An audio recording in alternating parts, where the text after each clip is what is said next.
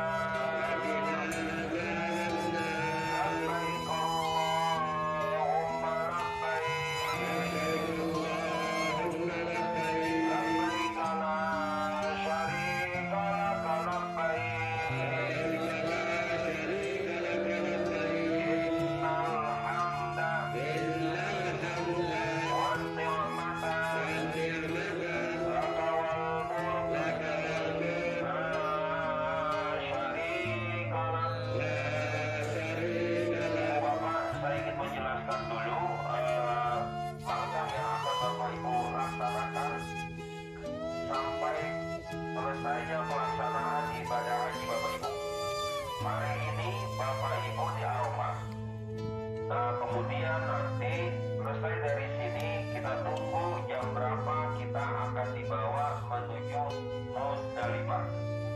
Bagi Bapak Ibu yang kemarin sudah mendaftar dan terdaftar untuk ikut safari Musdalifah, maka Bapak Ibu tetap di tenda. Tetap di tenda.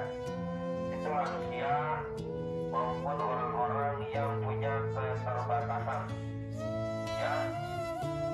Maka Bapak Ibu tetap di tenda, nanti akan ada yang mendampingi dari petugas. Jadi jangan lagi Bapak Ibu berubah pikiran karena melihat orang lain pada berangkat, saya pengen coba berangkat. Ibu Bapak, perjalanan di Musdalifah jauh lebih berat dari yang Bapak Ibu laksanakan hari ini. Sementara Musdalifah itu paling banter hukumnya wajib haji. Menurut Imam Syafi'i, menurut Imam Hambali itu sunnah malah jamaah. Maka rukun Bapak Ibu sudah Bapak Ibu laksanakan nih, wukuf di Arafah. Wukuf di Arafah itu kapan? Wukuf di Arafah itu mulai tergelincirnya matahari. Maka biasanya nanti dimulai ketika masuk waktu zuhur atau sebelum waktu zuhur. Gak apa-apa karena itu sudah mulai. Itu sudah masuk waktu di Arafah. Itu sudah masuk waktu wukuf. Maka bagi orang-orang tertentu yang dia sakit, mereka diadakan namanya safari wukuf. Jadi mereka hanya diam sebentar aja, barang 5 menit atau udah melewatin zuhur dikit udah balik lagi nggak apa-apa. Balik lagi nggak apa-apa udah gitu.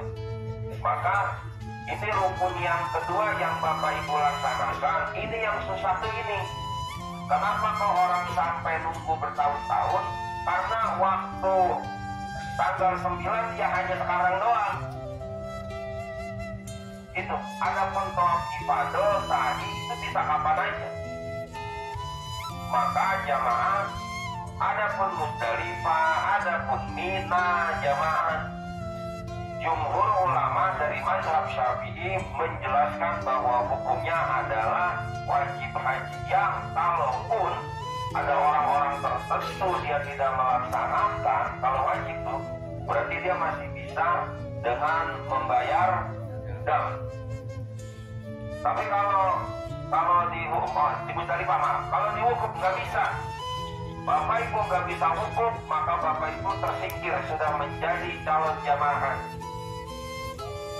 Nah berikutnya nanti Bapak Ibu kemungkinan kita mungkin habis maghrib atau habis isya kita tunggu aja pengumuman dari kloter, sama seperti waktu kita berangkat dari hotel ke Arafah. Sampai di situ ibu-ibu, bapak-bapak, tolong jangan ada yang panik. Pokoknya semua satu komando. Komandonya dari petugas kloter. Sehingga ketika nanti ada orang yang sudah duluan, biarin aja. Kalau petugas kloter belum memerintahkan. Ya, berangkat kita ke Musdalifah. Di Musdalifah, bapak-bapak, ibu-ibu, nanti kita itu tidak ada atap sama sekali. Tidak ada atap sama sekali, jadi kita di tengah lapangan. Maka untuk itu kepada bapak-bapak, ibu-ibu, siapin air panas. Bawa tuh yang punya termos, bawa. Karena biasanya karena di tengah lapang situ kita pengen ngeteh, pengen ngopi, atau pengen makan. Supaya angin gak masuk, masukkan makanan, entah itu roti, entah apa, entah kopi dan lain sebagainya. Ya, oke, sampai akhirnya nanti kita menunggu untuk dibawa ke Mina.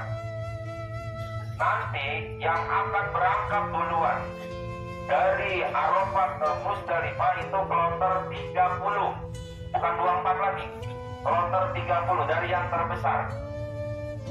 30, 29, 28, baru kemudian 27. Ya, kenapa seperti itu? Dengan asumsi Bapak Ibu yang kloter-kloter awal ditaruhnya di sebelah sana. Yang tadi tuh tanggal yang kloter 24, 25, 26, 27 kan adanya di sana terus gitu. Jadi nanti yang 30 di ujung sana dia udah tinggal jalan. Nanti yang kloter 30 dia akan ke depan, 29 di belakangnya 30, 28 di belakangnya 29, terus kita di belakangnya 27. Maka jamaah baru nanti akan dibawa satu persatu sesuai dengan kloternya. Namun dalam perjalanannya lagi-lagi orang panik. Akhirnya orang berebut main sikut-sikutan. Akhirnya orang berebut main kuat-kuatan. Akhirnya orang berebut nanti ngomongnya ngaco. Coba aja Bapak Ibu. Maka di situ sangat berperan petugas, sesama ketua kloter, sesama TPI, sesama semua petugas. Oke, kami tidak bergerak kecuali yang memang dapat jatah untuk bergerak.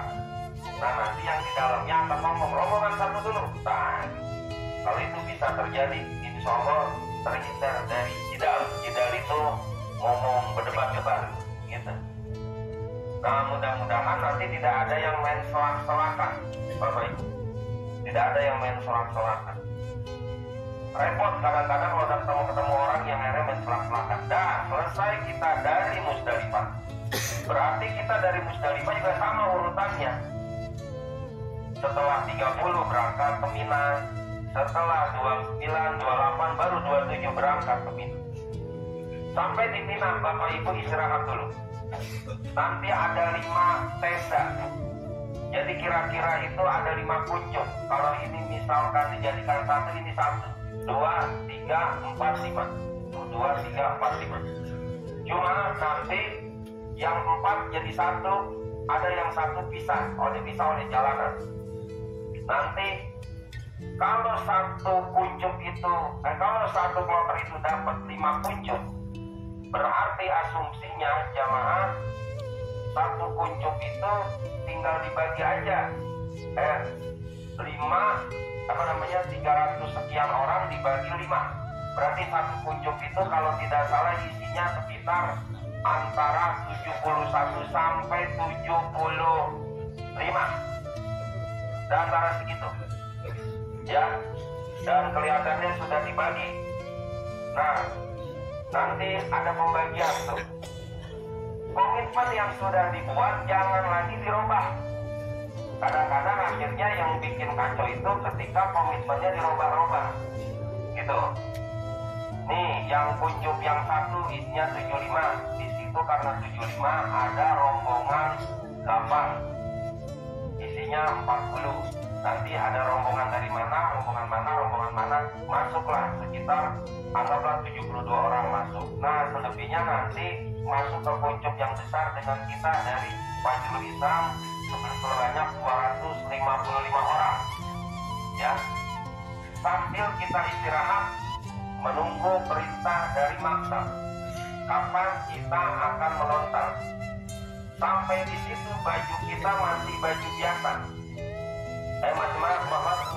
Kain ihram, maaf. Sampai di situ baju kita masih kain ihram. Yang ibu-ibu masih pakai baju ihram. Jangan buka dulu, jangan. Buat yang dari Fajrul Islam, sore-sore nanti ganti kerudungannya berwarna toska. Ya, untuk ibu-ibu sesuai dengan petunjuk yang telah kami berikan. Jadi nanti kira-kira sore-sore jam 5 atau jam berapa silakan ke kamar mandi, bukan di sini gantinya. Gantinya di dalam kamar mandi. Ganti yang warna toska supaya nanti pada saat kita berangkat ke Jumratul Aqobah semuanya kelihatan warnanya itu, sehingga kami bisa melihat satu persatu termasuk salnya dipakai. Yang akan kita lontar nanti setelah ada pengumuman dari maktab hanya Jumroh Aqobah, 7 batu, 7 kerikil, hanya itu aja. Sesudah Jumroh Aqobah kita baru tahallul. Oke. Tadi ada beberapa orang yang bertanya, bagaimana kalau saya langsung menuju Masjidil Haram untuk melaksanakan tawaf ifadah? Ingat Bapak Ibu, kalimat tawaf ifadah itu bukannya tawaf doang, tapi tawaf dan sa'i, ya gitu ya. Tawaf dan sa'i. Nanti silakan akhiri dengan tahallul. Maaf Bapak Ibu, tahallul yang pertama Bapak Ibu itu di Aqobah. Kalau sudah di Aqobah, Bapak Ibu sudah bebas untuk pakai baju biasa, tidak harus pakai kain ihram atau pakai baju ihram. Nah nanti kalau sudah tawaf ifadah dan sa'i, serta ada yang mengistilahkan dengan tahallul kubro, maka Bapak Ibu menjadi manusia utuh kembali. Apa bedanya antara tahallul yang di Jumrah Aqobah dengan tahallul yang istilahnya dengan tahallul kubro itu? Bapak Ibu, ketika Bapak Ibu sudah Jumrah Aqobah, maka Bapak Ibu tahallul. Bapak Ibu sudah diperbolehkan pakai baju biasa. Bapak Ibu sudah diperbolehkan pakai wangi-wangian. Bapak Ibu sudah diperbolehkan sabunan dan lain sebagainya. Hanya Bapak Ibu tetap belum jadi manusia biasa. Bapak Ibu masih terhalang. Bapak Ibu belum tawaf ifadah sa'i. Maka Bapak Ibu belum boleh melakukan hubungan suami istri. Dan itu akan terus melekat kepada diri kita sampai kita melaksanakan tawaf ifadah dan sa'i. Kalau kita sampai seumur itu belum tawaf ifadah sama sa'i, belum boleh kita nyentuh istri kita, termasuk istri belum boleh nyentuh suami kita. Maka jamaah, mungkin ada bapak-bapak, ibu-ibu yang kuat badannya, habis Aqobah pengen langsung berangkat ifadah sa'i, menyelesaikan semuanya, udah selesai. Saran saya, bagi bapak ibu yang ingin seperti itu, jangan berombongan. Yang kedua, ketika bapak ibu melakukan itu, maka kesehatan bapak ibu tanggung sendiri, karena tim kesehatan tidak ada di hotel. Yang ketiga, kalau bapak-bapak pengen berangkat ke Masjidil Haram, jangan lupa bawa pakaian. Jangan sampai jalan berkilometer, mungkin itu sekitar 2,5 atau 3 kilometer dari Aqobah ke Masjidil Haram, bapak-bapak dalam keadaan ihram. Kan berat juga itu bapak-bapak. Bawalah celana dalam di dalam tas boleh. Jumroh bawa kayak gini nggak apa-apa bapak ibu, nggak bakal diambil sama petugas. Bawa ini nggak apa-apa, bawa baju. Ntar kira-kira ada tempat yang terpencil gitu bapak-bapak, itu aja ngumpet kan gitu ya. Sepinter-pinternya bapak dah, mulai pakai celana dalamnya, pakai kaosnya gitu ya. Oke, udah kan jadi enak, jalan juga bisa cepet gitu. Ngerti nggak nih? Ya, pokoknya nggak ada cerita kalau bapak-bapak pengen nekat sholat ibadah sama sa'i, tahu-tahu selesai itu kena turun bro. Ya, oke. Jadi jamaah yang dimuliakan Allah, itu trik, saya kasih triknya. Ya, jamaah. Terus ketika dia sudah sholat ibadah, misalkan nanti kita misalkan pagi, terus bagaimana? Bapak-bapak silakan kalau mau ke hotel silakan, tapi bapak-bapak maghrib sudah harus ada di Mina lagi. Bapak harus ada di Mina lagi. Nah terus bagaimana? Bapak Ibu, sudah beberapa tahun ini pemerintah Saudi mulai menyediakan bis gratis. Ada bis gratis. Jadi kalau dari Aqobah jalan sedikit ada Bin Daud, di situ ada mobil 08 warnanya putih, bis gandeng. Ya, Bapak mungkin suka lihat. Kalau kita di Kiswan itu 02. Itu ntar itu jamaah dia akan ke Tanhim itu. Itu gratis, Bapak Ibu. Itu gratis. Tapi kemungkinan kalau Bapak Ibu mau naik itu pasti macet dong, pasti banyak orang yang akan naik itu. Itu gratis. Kalau yang 08 terus saja ikutin sampai nanti turunnya di bawah Grand Zamzam. Bapak tinggal naik doang. Tapi bapak-bapak jangan berharaplah terlalu muluk untuk bisa tawafnya di bawah. Atau kalau berdua mas gitu. Artinya kalau misalkan berempat, berlima, apalagi kalau ternyata bapak-bapak, ibu-ibu nanggung orang yang orang itu walaupun seger tapi orangnya suka lupaan. saya bilangin mendingan jangan dibawa, karena kemungkinan bisanya itu sangat besar. Ya, kecuali kalau istri, mungkin bapak akan gandeng terus gitu. Ya, jadi seperti itu bapak-bapak, ibu-ibu. Jadi jangan pernah menanggung orang yang itu bukan keluarga bapak, tapi nanti akan berakibat fatal untuk orang itu. Saya jelaskan ini supaya nanti bapak ibu sudah tidak terlalu banyak tanya, karena nanti biasanya kalau sudah sampai Mina semuanya lelah bapak ibu. Dan orang lelah, orang capek itu relatif bawaannya emosian. Udahnya lelah, capek, lapar. Terus tempatnya sama kayak kita waktu pertama kali datang. Wah, gini lagi. Apa namanya? Belibet lagi. Sama lagi, diroba lagi. Kalau sudah sampai di sana tidak lagi ada rombongan-rombongan, enggak, udah. Yang ada kasur pakai aja. Maka nanti bapak ibu di sana juga tahun kemarin ada kasurnya. Tahun ini mudah-mudahan masih juga ada kasurnya, sama seperti ini kasurnya.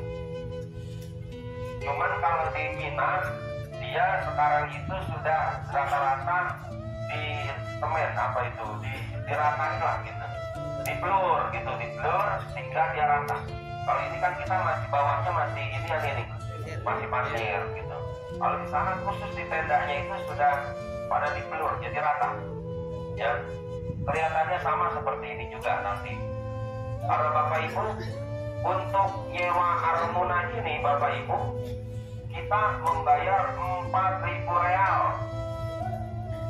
Jadi itu termasuk biaya bapak ibu menyewa seluruhnya ini, Arafah, Musdalifah, Mina, 4.000 real. Yang awalnya dulu 1.500 real, lalu kemudian di 2022 naik jadi 4.000 real. Jadi jangan dikira bapak-bapak ibu-ibu duduk di sini itu nggak nyewa semuanya. Sampai ke Mina nyewa sebesar 4.000 real. Kalau dikali 4.000 berarti 16 juta. Ya, jadi jangan dikira siapa namanya gratis, juga bapak ibu nyewa. Entah uangnya pakai uang bapak ibu, entah uangnya pakai APBN, entah uangnya pakai bagaimana. Wallahu a'lam. Ya, maka jamaah sampai di sini nih bapak-bapak, ibu-ibu, sudah, kita jangan merasa bahwa terlalu suci, bahwa saya mah nggak mau main bank dan sebagainya. Jangan-jangan uang yang 4.000 real itu juga ditaruhnya di bank. Gitu. Susah bapak-bapak ibu. Jadi seperti itu biar bapak ibu paham, biar bapak ibu mengerti. Baik jamaah yang dimuliakan Allah, itu arahan, dan nanti bapak ibu tetap menjaga jangan ya. Nah kemudian nanti ada orang yang dia dibadalkan, ya, ada orang yang dibadalkan. Kemarin setiap tahun dan tahun sudah ada petugas kan ya, si A ngebadalin ini, si B ngebadalin ini, si C ngebadalin ini. Tolong lakukan itu, badalin. Jadi niat buat diri kita, udah selesai buat diri kita, baru buat orang lain yang kita badalin. Nggak usah muter lagi, nggak cukup di situ lagi. Kalau bapak muter lagi, balik lagi, udah nggak bakalan kuat. Sampai di sini bukan hukum yang itu yang kita pakai yang harus balik lagi. Kalau mau balik lagi silakan, jalan lagi 6 km. Nah, lalu bagaimana dengan yang badal haji? Di antara bapak ibu ada yang badal haji karena bapak ibu sudah haji dan sekarang membadalkan keluarganya. Maka nanti niatnya itu badalnya, melontar yang dibadalin, bukan melontar nama orang yang ngebadalin, bukan, yang dibadalinnya. Contoh, misalkan Pak Sai ngebadalin Suyanto, maka niatnya itu saya ngebadalin Suyanto, bukan Pak Sai-nya, bukan. Karena Pak Sai ngebadalin Suyanto. Paham nggak Bapak Ibu? Oke, clear. Dan nanti Bapak Ibu setelah akobah jangan lupa untuk menggunting atau tahallul. Terus bagaimana dengan yang dibadalin? Udah kita nyampe, baru kita gunting mereka rambutnya ya. Nah, udah di Akoba, boleh dah tuh dibotakin. Dan dibotakin. Ya, diploncoin itu palanya udah. Sunahnya jamaah botaknya sampai tipis, betul-betul habis, Bapak Ibu. Itu sunnah jamaah. Saran saya Bapak Ibu, kalau rambut mah bisa tunggu, kalau balik lagi belum tentu. Maka botakin aja bapak-bapak, bapak-bapak, ibu-ibu, bapak-bapak, ya, botakin. Tunggu lagi ntar juga. Tapi kalau balik lagi belum tentu. Kalau balik lagi belum tentu. Jangan ngikutin saya. Kalau saya mah boleh botak, boleh enggak. Dan tahun depan saya balik lagi, gitu. Insya Allah kalau umur panjang gitu ya jamaah, gitu. Terus ya, seperti itu adanya ya jamaah yang dimuliakan Allah. Maka Bapak Ibu jangan lupa nanti di Akobar bawa gunting. Maka taruh gunting yang gampang untuk ngambilnya. Kalau perlu taruh aja di sini nih guntingnya nih, ntar di kantong gesper, ikat pinggang, ihrom bapak-bapak, ibu-ibu. Atau ibu-ibu mungkin ada kantong bajunya, taruh aja udah di situ. Jadi jangan lagi nanti udah di Akoba akhirnya kebingungan nyari gunting. Lupa untuk ditahallulkan. Oke. Sebelum dilanjutkan talbiyah ada yang ingin ditanyakan? Ya. Batunya saya heran sampai hari ini belum dapat juga ini. Mungkin ntar sore kali. Biasanya sih di ini. Kalau ternyata misalkan belum dapat juga, ntar di Musdalifah Bapak nyari. Kalau belum dapat juga ya, di Musdalifah nyari. Gitu. Jadi ini memang agak telat ini sampai hari ini belum dapat juga. Bukan kesalahan petugas, bukan. Karena itu yang menyiapkan itu maktab. Bukan. Jadi mereka yang menyiapkan belum ada juga sampai hari ini. Ada lagi? Ya. Ya. Ya. Paling juga 2 hari bahkan udah nunggu lagi dikit. Kalaupun misalkan Bapak mau tahallul kubro. Jadi begini bapak-bapak, teorinya karena kita hajinya haji tamattu, maka kita hanya cukup untuk tawaf dan sa'i aja. Gitu, nggak pakai tangan juga nggak apa-apa. Kecuali hajinya haji ifrad. Kalau haji ifrad baru ada tahallul sani bahasanya. Nah, di dalam perjalanannya biasanya orang-orang karena sudah kebiasaan habis tawaf sa'i terus tahallul, akhirnya kita ya diem aja deh. Akhirnya bikin istilah baru dah, namanya tahallul kubro jamaah. Sehingga kalaupun memang itu kejadian, toh tidak terlalu masih bisa. Kalaupun dia kias saja gitu. Ya. Ada lagi? Ya, yang apa?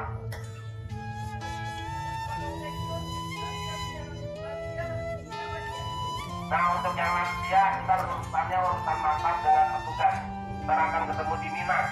Jadi jangan nangis ya yang lansia. Oh saya ditinggal, enggak ditinggal. Ntar kita ketemu di Mina ya. Nah untuk yang badal, ntar seandainya kita semua dapat batu, maka minta batu dari yang dibadalin itu. Ya, oke. Ada lagi? Nah, oke. Terima kasih.